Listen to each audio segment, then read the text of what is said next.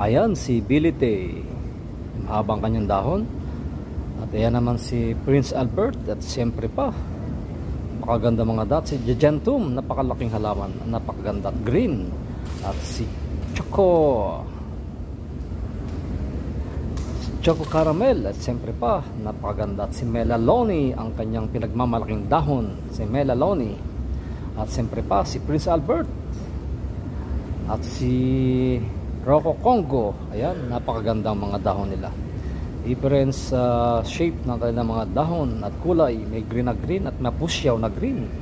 At syempre pa, ayan na, magkakapares lang kasi siyan. Ayan, napakaganda ng usbong niya. Yan ay ikakat na yan para maparami. Yan ang ginagawa dyan ay para maparami, kinakat. Kung meron na siyang ugat ay pwede nang ikat yan.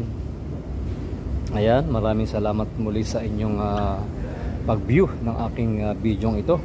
Yan po ay sa rooftop ng aming munting tahanan dahil inilipat ko na yan yung mga halaman yan dahil po sa kinakain ng mga insekto doon sa baba sa garden. Na-attract sila sa dahon. Kaya yan ay naisipan kong ipanik para maalagaan ng husto dahil kawawa naman kung mapabayaan. May mga tipaklong kasi ro, no, mga grasshopper sa aming garden sa baba, kaya yan ay pinanik ko. Okay po, maraming salamat po muli sa inyo sa inyong pagtitiwala muli at kayo ay napasaya ko muli at napakitaan ng ibang halaman. Good luck po at ingat po kayong lahat.